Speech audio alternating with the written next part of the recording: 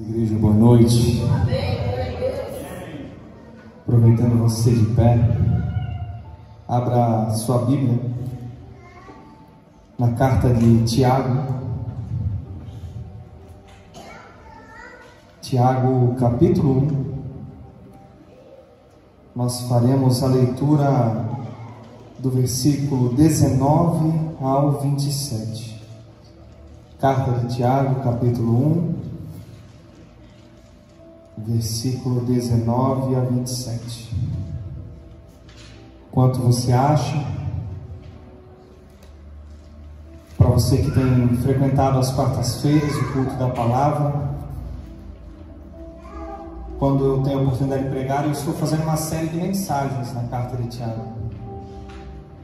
E a carta de Tiago, ela ensina o cristão a passar pelas provações sem alterar sua identidade em Cristo Jesus. Acompanhe comigo.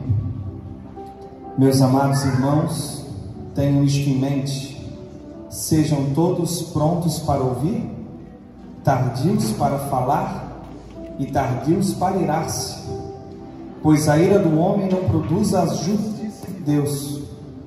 Portanto, livrem-se de toda impureza moral, de maldade que prevalece, e aceite humildemente a palavra implantada em vocês, a qual é poderosa para salvá-los. Sejam praticantes da palavra e não apenas ouvintes, enganando-se a si mesmos. Aquele que ouve a palavra, mas não tem prática, é semelhante a um homem que olha a sua face no espelho e depois de olhar para si mesmo, sai e logo esquece da sua aparência. Mas o homem que observa atentamente a lei perfeita, que traz a liberdade, e persevera na prática dessa lei, não esquecendo o que ouviu, mas praticando, será feliz naquilo que fizer. Se alguém se considera religioso, mas não refreia sua língua, engana-se a si mesmo. Sua religião não tem valor algum. A religião que Deus, o nosso Pai, aceita como pura e imaculada é esta: cuidar dos órfãos e das viúvas em suas dificuldades, e não se deixar corromper pelo mundo. Pai, fala conosco mais uma vez através da Tua palavra. Toma cativo o nosso entendimento, nossas preocupações. Rasga o nosso coração, Senhor, para mostrar o pior em nós, para que nós sejamos melhor em Ti. Que o meditar do nosso coração e as palavras que saem da minha boca sejam agradáveis a Ti. Em nome de Cristo Jesus. Pode sentar, igreja. Para você que está acompanhando a série de mensagens, você sabe que a carta de Tiago foi escrita para o povo da dispersão. E a dispersão, conhecida também como diáspora, foi o ato que expulsou os judeus de sua terra, a ponto de eles retornarem para casa somente no ano de 1947. E Tiago escreve essa carta na década de 50 depois de Cristo, para um povo que estava sendo perseguido, para um povo que estava passando por dificuldades, para um povo, pasmem os senhores e as senhoras, que eram impedidos de comprar e vender apenas pelo fato de ser cristão. É para esse povo que Tiago escreve.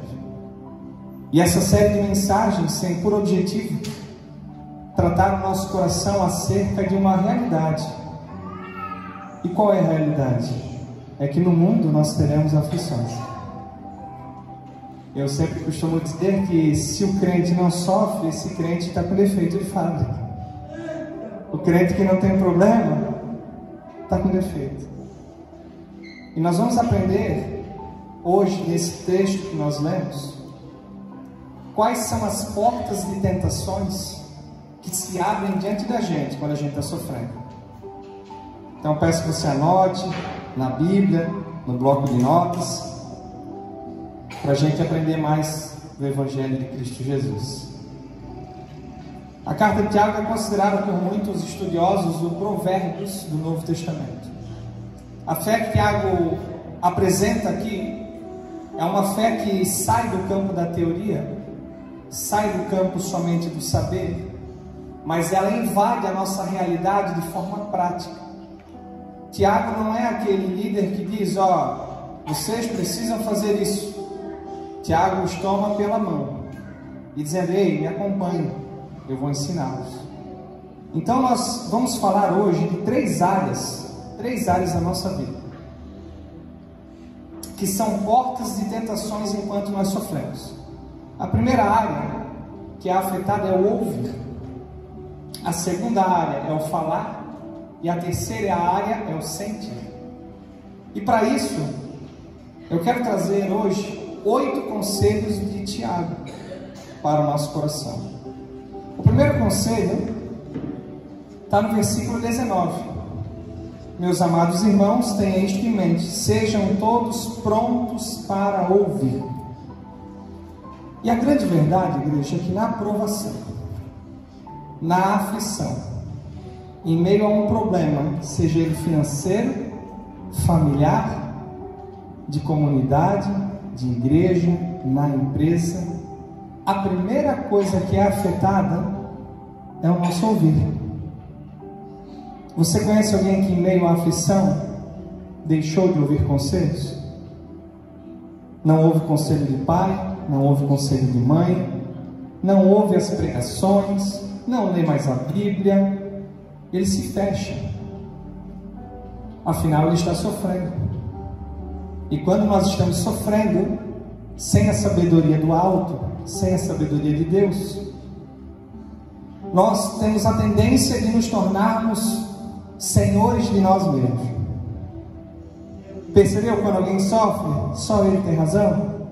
Ele não precisa ouvir ninguém, ele sabe tudo. Então essa é a primeira área. O primeiro conselho de Tiago é: na provação, aprenda a ouvir. Aleluia, glória a Deus, meu Deus. E se você fizer um exercício de honestidade junto comigo, você consegue lembrar? Não precisa dizer. Você consegue lembrar algum problema que você poderia ter resolvido se você tivesse ouvido alguém? Alguém consegue lembrar? Quem? Mais alguém? Alguém diz assim: olha, se eu tivesse ouvido, eu não passaria por isso. Essa é uma área muito perigosa, porque as pessoas que estão ao nosso redor, que querem nos ajudar, que querem nos amar, que querem nos discipular, elas falam, mas a gente não ouve. Mas tem uma segunda lição. Então a primeira lição é: na provação, aprenda a ouvir. E a segunda lição é: na provação, pense antes de falar. Olha a parte B do versículo 19. Sejam todos prontos para ouvir, tardios para falar. Talvez assim como eu, você já se pegou vendo que a nossa língua às vezes é mais rápida que o nosso cérebro, não é verdade? Quando a gente sofre, a gente como que esquece a figura do servo sofredor de Isaías 53. Se você lembra, o que está escrito em Isaías 53, a partir do versículo 5, 6, 7, 8 e 9? Ele foi como ovelha muda para o matador. E nós temos que concordar, nós temos que ser honestos. Se tem uma coisa que o crente gosta de fazer quando está sofrendo, é reclamar, irmão. É murmurar, é evidenciar. E tem várias formas de se fazer isso, mas as piores são as que se fazem nas redes sociais. Muitos trocam o gabinete pastoral pelo Facebook, pelo Instagram, pelo WhatsApp. E nós falamos sem pensar. E a Bíblia é repleta de alertas sobre o poder da língua. E no capítulo 3 de Tiago, se assim Deus permitir, nós chegaremos lá, nós vamos ver o poder destruidor da língua. A língua é comparado ao freio de cavalo. A língua é comparada a um leme de um navio.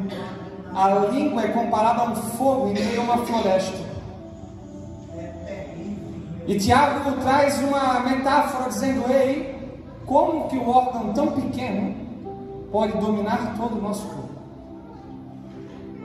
E essa é uma verdade. Muitos acham que no sofrimento Deus dá o direito de eles falarem o que quiserem, na hora que quiserem, para quem quiserem, do jeito que quiserem. Afinal, o sofrimento dele desobrigou ele a ser crente. Quer conhecer um crente? Não conheça ele quando tudo está dando certo, quando a prosperidade bateu a porta. Quer conhecer o crente? Espera a tempestade chegar, espera o conflito acontecer, espera as discordâncias aparecerem, espere o sofrimento vir de assalto, sem pedir licença, como um invasor. É assim que você vai conhecer um crente. Muitos, quando são contrariados, principalmente aconselhamento bíblico, existe uma resposta pronta. Ah, pastor, mas você não sabe o que eu estou passando.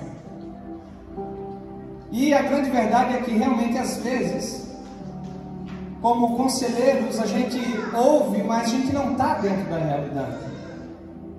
Mas a Bíblia deveria ser o nosso guia, a nossa bússola, o nosso código de ética moral para a vida. E a Bíblia alerta que nós seremos julgados no dia do juízo final por toda palavra frívola, imoral que nós falamos aqui no templo. E essa tentação do falar sem pensar, do falar sem meditar, do falar diferente do que a Bíblia ensina, tem destruído muitas vidas, muitos casamentos, muitas amizades, muitas relações trabalhistas. E se fosse para elencar, essa tentação do falar sem pensar tem devastado a igreja do Senhor. Comunidades que racham são destruídas por uma palavra mal pensada, por uma colocação fora de hora, por algo que a gente deveria pensar e guardar para nós, meditando, achando uma oportunidade de falar em amor. E Tiago vai para uma terceira lição. A primeira lição: na provação, aprenda a ouvir. Segunda lição: na provação, aprenda a pensar antes de falar. Terceira lição: na provação, tenha domínio próprio. E aqui a mensagem começa a ficar meio perigosa, meio chateada. Olha o final do versículo 19: tardios para falar e tardios para irar-se. E esse irar é uma consequência imediata de alguém que parou de ouvir, que só sabe falar, logo ele está sozinho com seus pensamentos, está isolado, ele acha que está certo. E qual é a tendência de uma pessoa que não ouve e fala demais? Ela explode, ela se ira, ela peca. Perceba que existem 5 tipos de ira.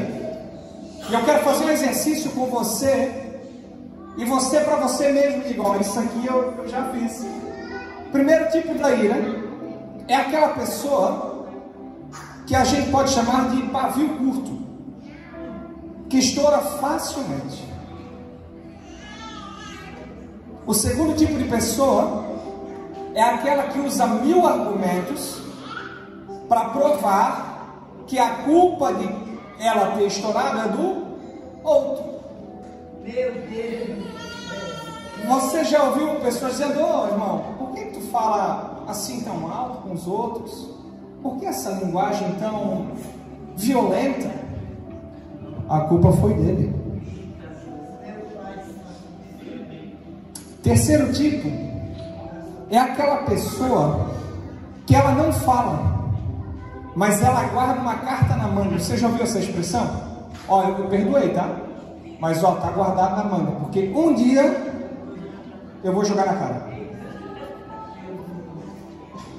O quarto tipo é aquela que se ira com violência, seja essa violência física, violência verbal ou violência emocional.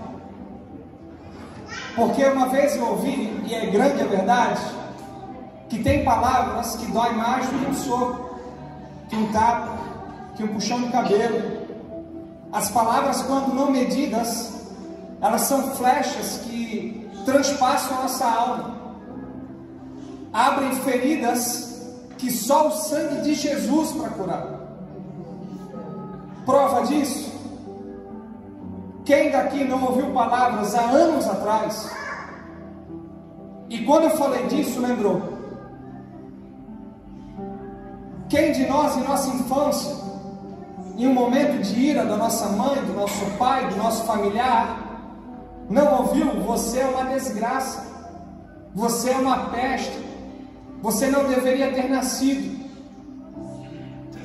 e somente pelo sangue de Cristo que você perdoou, que houve restauração. Tamanho poder destruidor de uma palavra dessa. Mas existe um quinto tipo de ira, é aquela pessoa que não fala, não explode, mas manipula. Você lembra de alguém na Bíblia assim? Alguns exemplos: Jezabel, Judas. Sabe o que é engraçado, igreja? A Bíblia diz que após a ceia, o diabo tomou posse de quem? De Judas. Mas lá na Bíblia está dito que Judas caiu no chão, se contorceu, berrou. Judas foi silenciosamente vender o seu mestre. A nossa visão de manifestação de demônios é muito rasa, porque se um demônio se manifesta, é visível, mas a pessoa que parece uma coisa, mas é outra, é pior, porque ela se esconde atrás de uma capa de santidade. E Tiago agora faz uma quinta advertência: na provação não devemos fazer justiça com as próprias mãos. Olha o versículo 20: pois a ira do homem não produz a justiça de Deus. Quando a prova vem e você sabe quem foi a pessoa que te prejudicou, fala a verdade. Você às vezes não teve vontade de resolver do seu jeito? Lembra da chacina que teve em Blumenau? As igrejas ficaram polvorosas. Tinha que matar, tinha que cortar a cabeça, tinha que fazer isso. E aí, não sei se você observou, o pai de uma das crianças deu uma entrevista. Alguém viu? Ó, irmão, quando ele for aqui, eu vou falar como pai, tá? Eu olhei para mim e disse: gente, eu não me conformo. Eu não me conformo. Só pode ser o Espírito Santo, gente. Para o pai estar ali, saindo da cena onde seu filho foi morto, sabendo que o criminoso tinha acabado de se entregar, e ele dizer: ei, eu sirvo a um mestre, e esse mestre me ensinou a perdoar. Percebe que quando Jesus alerta em João capítulo 13, versículo 34 e 35, Jesus não diz assim: ó, vocês querem ser conhecidos como meus seguidores? Preguem a palavra. Não. Jesus não diz assim: ó, vocês querem ser conhecidos como crente? Sirvam na igreja. Não. Jesus diz: ó, se vocês querem ser reconhecidos lá fora como meus servos, vocês precisam amar. Glória a Deus. Aleluia. Depois leia João capítulo 13, versículos 34 e 35. Jesus está dizendo: ei, para ser meu servo, não precisa fazer as coisas para mim, precisa amar do jeito que eu amei. Aleluia, meu Deus do céu. Mas a verdade é que quando a prova vem, muitos esquecem que são cristãos. E Tiago escancara na realidade. E de maneira bem pastoral, bem serena, eu quero dizer: cuidado. Porque às vezes você quer fazer justiça, só que esse papel não cabe a nós. A aflição que nos atingiu não muda o caráter de Deus, mas também não deveria mudar o nosso. Tiago faz um quinto alerta: na provação devemos aceitar a palavra. Versículo 21. Portanto, livrem-se de toda impureza moral e da maldade que prevalece, e aceite humildemente a palavra implantada em vocês, a qual é poderosa para salvá-los. Se você puder grifar na sua Bíblia, grife duas palavras. A primeira palavra é livrem-se, a segunda é aceite. A linguagem de Tiago é muito simples. Ele usa uma linguagem como se fosse de um acessório, de uma roupa. Ele diz: vocês precisam livrar-se, peguem essa maldade, essa impureza, livrem-se dela e aceitem algo melhor, algo santo, algo superior, que é a palavra de Deus. E essa palavra de Deus, ela é implantada em nós como a parábola do semeador que saiu a semear. A palavra que você ouve aqui toda quarta-feira, ela só vai ter efeito se você colocar em prática, irmão. Aleluia, meu Deus do céu. Por isso que nas orações eu sempre peço para Deus fazer o que nenhum pregador pode fazer. Sabe o que é? O máximo que eu posso fazer é levar a palavra até o seu ouvido. Mas só o Espírito Santo pode levar do ouvido até o coração. O meu papel aqui é só pregar a palavra. Agora é o Espírito Santo que vai encontrar em você um solo duro, rochoso ou uma terra boa. Na provação nós devemos aceitar a palavra. E Tiago dá um sexto alerta: na provação devemos praticar a palavra. E aqui a gente precisa entender seriamente isso. Uma coisa é você aceitar a palavra, que isso está na parábola do semeador, só que a pessoa aceita e não pratica. Mas Tiago diz aí, para ser completo o efeito, você precisa aceitar a palavra. Olha o versículo 22: sejam praticantes da palavra, e não apenas ouvintes, enganando a si mesmos. O que Tiago está querendo dizer?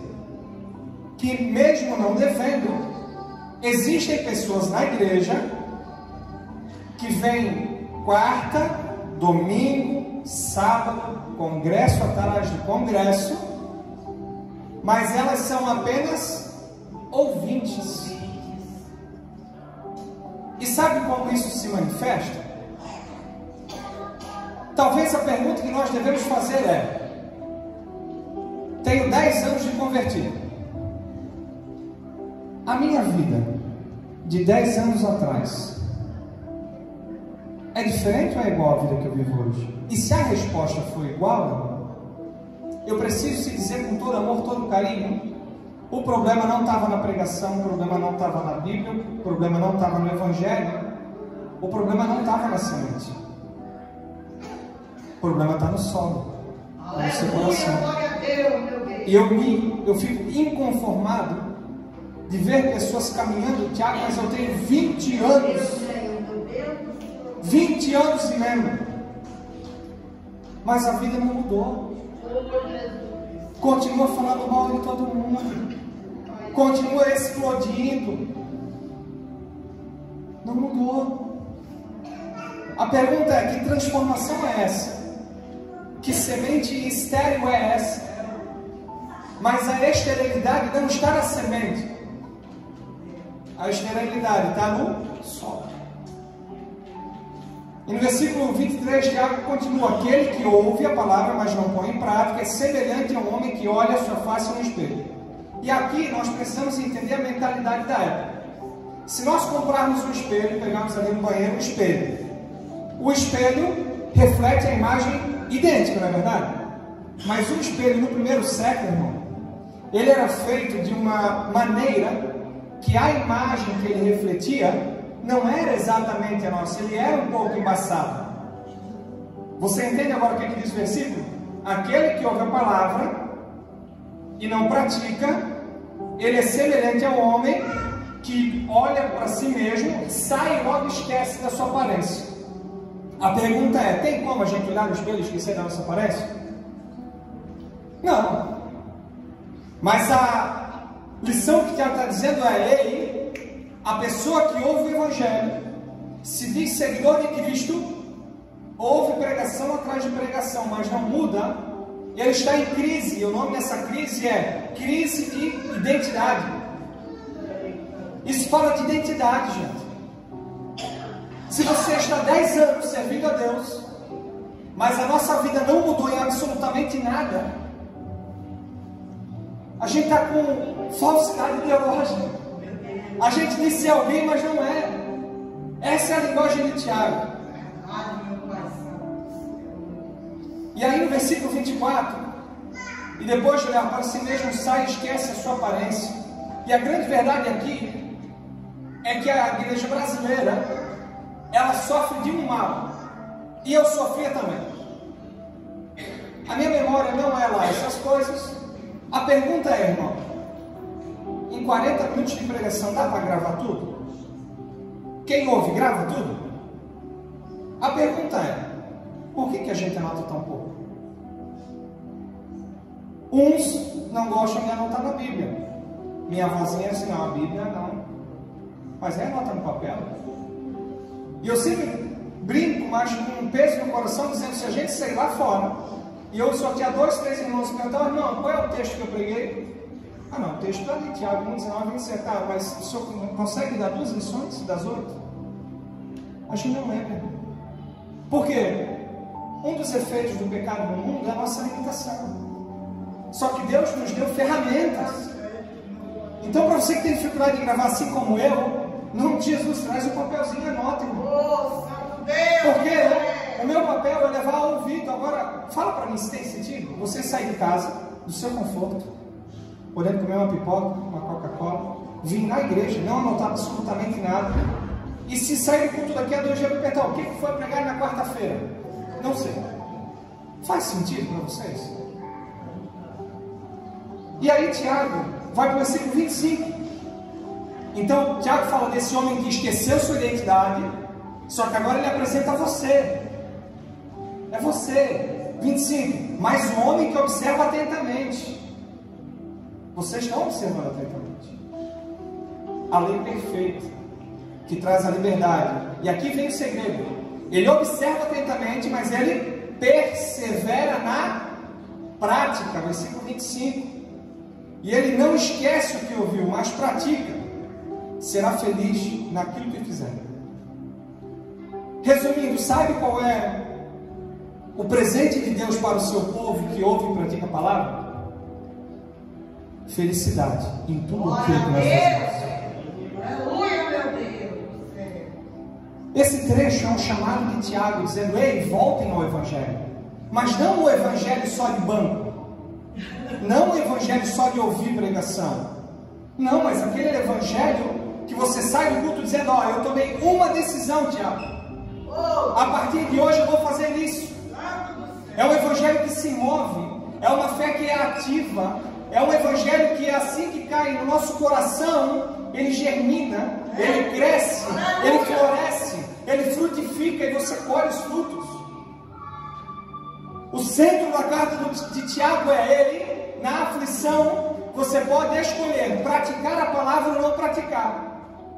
Os dois têm consequência, escolha qual é a sua.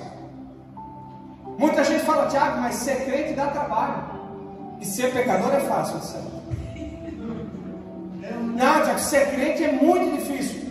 Tá, e ter o seu destino eterno selado ao inferno com Satanás é fácil. Escolha ser difícil, irmão. É difícil ser crente? Sim ou não? Porque se você quer fácil, eu já vou morar para Deus levar para o céu. É difícil? É. Porque se fosse fácil, todo mundo fazia. Só que a pergunta é difícil passar a eternidade no inferno? Você precisa escolher qual é o difícil que você quer na sua vida hoje. Tiago, ele nos traz um alerta de nos tornarmos religiosos. E essa palavra tem sido mal compreendida, irmão. A palavra religião, o seu original é religion, é religar. O homem no Éden foi separado da comunhão com Deus e a religião vem para religar. Só que o problema é que quem manda Jesus para a cruz são exatamente quem? Os religiosos. E isso revela, e eu quero compartilhar com vocês um texto, e eu queria que você prestasse muita atenção nesse texto, porque talvez você vai descobrir que você é mais religioso do que imagina ser. Olha o texto. Nos tornamos religiosos quando estamos mais preocupados com o arranjo de flores, a roupa das irmãs, a roupa do pastor, do que com a pregação. Nos tornamos religiosos quando nos preparamos na frente do espelho por horas, só que não nos preparamos para receber a palavra. Nos tornamos religiosos quando somos rígidos com o erro dos outros, mas somos complacentes com os nossos erros ou das pessoas da nossa família. Nos tornamos religiosos quando nossas agendas cheias na igreja nos roubam da nossa família, que é o nosso primeiro ministério. Nos tornamos religiosos quando somos dizimistas, ofertantes, mas tratamos mal os empregados, os vizinhos, os mendigos, quando não perdoamos e quando não praticamos a misericórdia. Você consegue responder para você se você é religioso? E a consequência disso, de ser religioso, está no versículo 26, irmão. Esse versículo devia despedaçar o nosso coração. Olha o versículo 26. Se alguém se considera religioso, mas não refreia a sua língua, engana a si mesmo. Aí você vai dizer, tá, Tiago, mas como é que funciona isso? Por que eu engano a mim mesmo? Está no final do versículo. Por que engana? Porque a sua religião não tem valor algum. E eu ouvi uma frase, e quando eu ouvi eu fiquei muito triste. Só que é verdade. A igreja de hoje pode estar cheia de pessoas, mas nem todas essas pessoas são seguidores de Cristo. E a prova disso está em Mateus 15, versículo 8. Olha só. Jesus é interrogado pelos religiosos que chegam para Jesus e dizem: Jesus, explica algo para a gente. Por que os teus discípulos não precisam lavar as mãos antes de comer? Você sabe muito bem que no costume judaico, essa lavagem, a lavação das mãos não era simplesmente por limpeza, era um ritual de purificação. Aí vem o religioso falando com a própria palavra. Aí a preocupação do religioso não é aprender de Jesus, é dizer: por que eles lá não lavam a mão? Olha a resposta de Jesus no versículo 8 do capítulo 15 de Mateus: este povo me honra com os lábios, mas o seu coração está longe. A pergunta é, irmão, você acha que na igreja de hoje brasileira, nosso cenário, todo mundo que está louvando o coração? Todo mundo que está pregando o coração? Todo mundo que está vindo com a motivação certa? É disso que o Tiago fala. Nós falamos hoje disso, mas esse é um assunto tão antigo, sempre foi assim. Pessoas adoram outro Deus achando que estão adorando o Deus de Israel. As pessoas adoram um Deus de amor, mas não conseguem amar o vizinho. As pessoas dizem que querem morar no céu eternamente, mas não conseguem ficar 15 minutos em oração e ler a Bíblia. É uma incoerência. 1 João, capítulo 3, versículo 15. Você pode acompanhar no Data Show. 1 João, capítulo 3, versículo 15. Quem odeia o seu irmão é assassino. E vocês sabem que nenhum assassino tem a vida eterna em si mesmo. O que João está dizendo? Quem não ama o seu irmão vai para onde? Percebe, irmão? Que às vezes nós somos ligeiros para amar a comunidade aqui dentro da igreja. E quando isso acontece, não é verdade? Agora a pessoa sai do nosso meio, vai para outra igreja, a gente fica calmo. Tem uma pregação no YouTube que a gente fez aqui na igreja e aconteceu algo muito bonito. E eu louvo a Deus por essa igreja. O nome da pregação, depois você procura, está no canal do YouTube, Amando Além da Placa.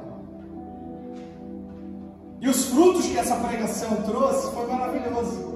Pessoas ligando para irmãos que saíram da igreja, a ponto desse irmão ligar chorando para mim, dizer: Tiago, o que aconteceu? Eu disse: que foi, irmão?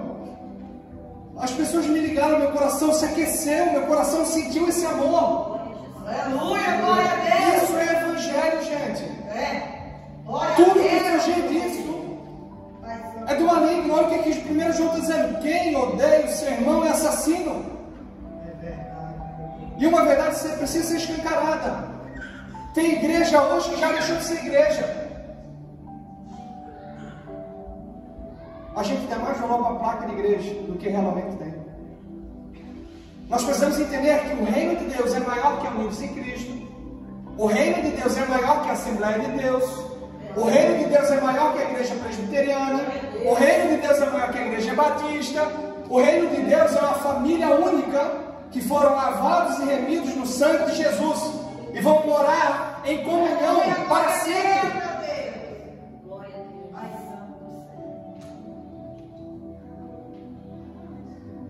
Mas Tiago dá a última orientação. Na aprovação devemos cuidar dos nossos irmãos necessitados. Olha o versículo 27. Tiago faz o contraste. A falsa religião. Existe uma falsa religião. E qual que é a falsa religião? É aquele que se diz religioso, mas não refreia a língua. Aí Tiago diz: ó, essa falsa religião leva para onde? Para o inferno. Mas Tiago diz: agora vai apresentar a verdadeira religião. A verdadeira religião para Tiago, no versículo 27, é a religião que Deus, nosso Pai, aceita como pura e imaculada é esta: cuidar dos órfãos, das viúvas em suas dificuldades, não se deixar corromper pelo mundo. Aí você vai olhar e dizer: não tem coisa nada. Devia estar aqui, ó. A verdadeira religião é ir no culto de domingo a domingo.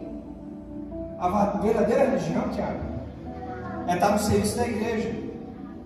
A verdadeira religião, Tiago, é ir em 10 congressos por ano. A verdadeira religião, Tiago, é estar em todo o departamento da igreja. Essa é a verdadeira religião. Você está na religião errada. A religião que Deus aceita e a religião de pessoas que vão morar com Deus para sempre é isso: cuidar dos órfãos e das viúvas em suas dificuldades e não se deixar corromper pelo mundo. Na aprovação, nós temos a tendência de nos tornarmos egoístas. Em que sentido? Se você está passando por uma aprovação financeira, você vai lá no sinal. Já aconteceu comigo, irmão. O pedinte, que eu não gosto da palavra mendigo, mas o necessitado na rua, nunca vem ali. Mas ele vem quando? Quando eu estou sem dinheiro. Só que agora eu estou ficando mais inteligente. Eu estou levando os papelzinhos de Pix, irmão. Olha, irmão, papel de Pix para cá, dinheiro para lá, irmão. Se eu aceito o papel de Pix, eu estou fazendo compromisso com ele. Então, na aprovação, nós temos assim: não, eu não vou achar. Por quê? Porque eu não tenho nem para mim. Nosso coração fica meio duro, juntamente com o nosso bolso vazio, não é verdade? Mas a verdadeira religião não é essa. A verdadeira religião é a gente ser solidário no pouco que Deus tem nos dado. Essa é a verdadeira religião. A verdadeira religião nunca foi e nunca será, irmão, só vir no culto. A verdadeira religião não é só vir à igreja. A verdadeira religião é ser igreja. Hebreus capítulo 10, versículo 25 fala: ei, vocês precisam congregar Como igreja? Por que não está na igreja? É porque a igreja é prédio. Mas a verdadeira igreja espiritual é comunhão, é união, é amor. Isso é a igreja. Esse prédio não vai para o céu. Sabe qual é a única coisa que você pode levar para o céu? Tem uma coisa que você pode levar para o céu. Sabe qual é a única coisa que você pode levar para o céu? Gente. Você pode levar gente para o céu com você, pregando o evangelho. Mas às vezes a tua maior pregação vai ser a tua vida. Você sabia disso? Que às vezes você prega a Bíblia 20 anos para alguém da tua família,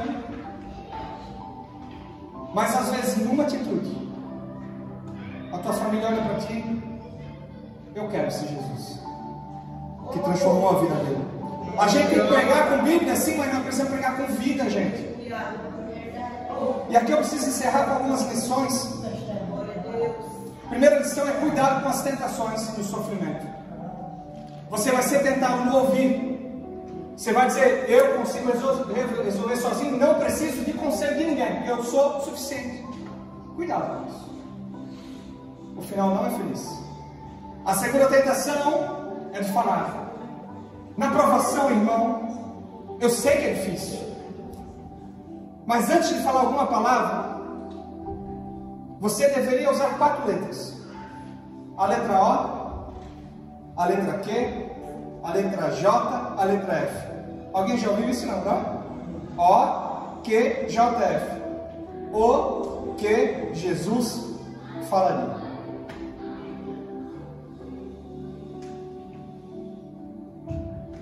Cuidado, porque talvez você veja aqui hoje e você está com a vida afetada justamente por esses pecados aqui. Uma palavra que você ouviu na pregação disse: eu falei, não devia ter falado. Mas a Bíblia diz que a palavra é uma flecha lançada,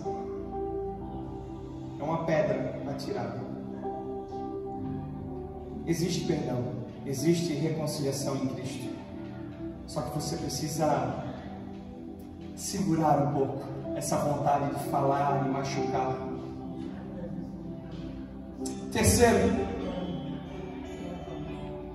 vidas e casamentos estão sendo destruídos, ou por falar sem pensar. E aí no caso dos maridos, preciso dessa palavra para os maridos. Talvez você, bem espertamente, falou assim: bom, o Tiago falou que o meu problema é falar demais. Eu vou resolver como? Não falando. Não, irmão. Isso é um pecado da omissão, irmão. Muitas vezes problemas conjugais vêm para a equipe pastoral, de gabinete, e o que a gente ouve: vai conversar porque eu não quero falar. Sim, irmão, se o problema é conversa, como é que se resolve? Se precisa conversar, como é que se resolve? Conversando, irmão.